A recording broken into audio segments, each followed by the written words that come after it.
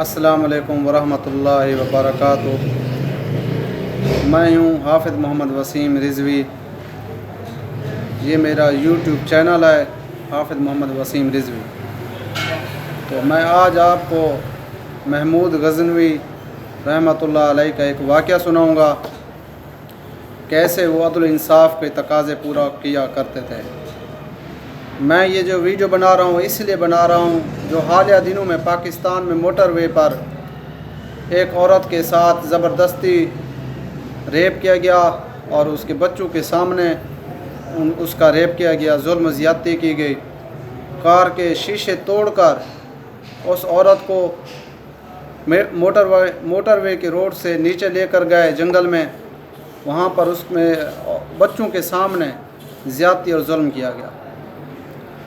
تو محمود غزنوی رحمۃ اللہ علیہ کے پاس ایک بوڑھی عورت آئی اور اس نے آ کر کہا کہ آپ کا بھتیجا ہمارے گھر میں آ کر میری بیٹی کے ساتھ ظلم زنا جبر کرتا ہے، زیادتی کرتا ہے۔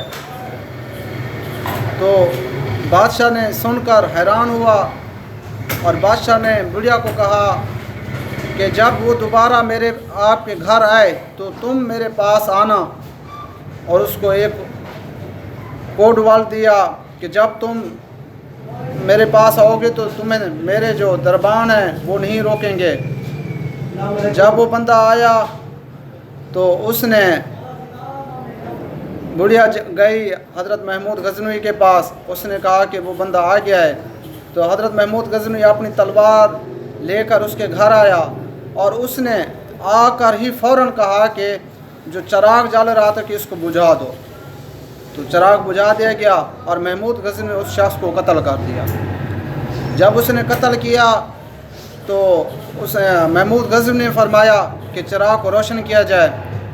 جب چراغ روشن ہوا تو اس نے لاش کو دیکھا تو لاش کو دیکھ کر کہا الحمدللہ، اور پھر فوراً پانی منگوایا، پانی منگوا کر پیا۔ تو اس بوڑھی عورت نے کہا آپ نے انصاف کے تقاضے تو پورے کر دیے ہیں، تو آپ یہ ہمیں بتائیں کہ آپ نے یہ 3 کام عجیب کیے ہیں۔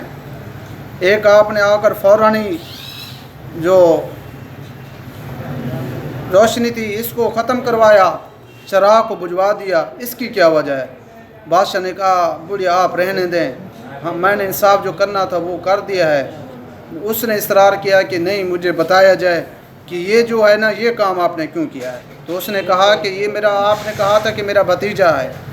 تو میں نے کہا اگر روشنی ہوگی اس کا چہرہ میرے سامنے آئے گا تو خون کی وجہ سے، خون کی محبت کی وجہ سے شاید میں انصاف کے تقاضے پورے نہ کرتا، اس لیے میں نے جو روشنی تھی اس کو بند کروا دیا۔ تو بڑھیا نے کہا دوسرا کام آپ نے پانی مانگا ہے، تو اس کا بتائیں۔ اس نے فرمایا نہیں بڑھیا، یہ بات میں نہیں بتا سکتا آپ کو، آپ رہنے دیں۔ اس نے بہت اصرار کیا، بڑھیا نے کہا نہیں آپ بتائیں آپ نے پانی فوراً کیوں مانگا ہے؟ تو اس نے کہا جب سے بڑھیا آپ نے کہا کہ میرا بھتیجا آپ کے گھر آ کر زنا بالجبر کرتا ہے آپ کی لڑکی سے، تو اس وقت سے محمود غزنوی نے نہ پانی پیا ہے اور نہ کھانا کھایا ہے۔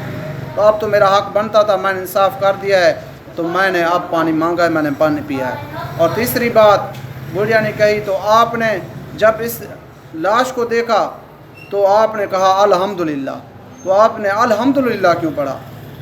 تو محمود غزنوی فرماتے ہیں کہ میں نے دیکھا کہ تو نے کہا تھا کہ یہ میرا بھتیجا ہے جو ظلم زیادتی کرتا ہے، تو میں نے اس کو دیکھا تو یہ میرا بھتیجا نہیں تھا، یہ ہمارا نام استعمال کرتا تھا اور ہمارا نام کہہ کر کہتا تھا یہ میں محمود غزنوی کا بھتیجا ہوں۔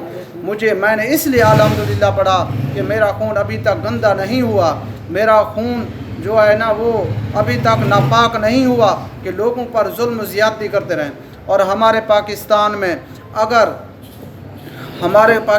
اگر زینب کے کیس پر فوری سزا دی جاتی، سر قلم کر دیا جاتا جیسے محمود غزنوی نے کیا تھا، جو انصاف کے تقاضے پورے ہوتے تو آج یہ کام نہ ہوتا۔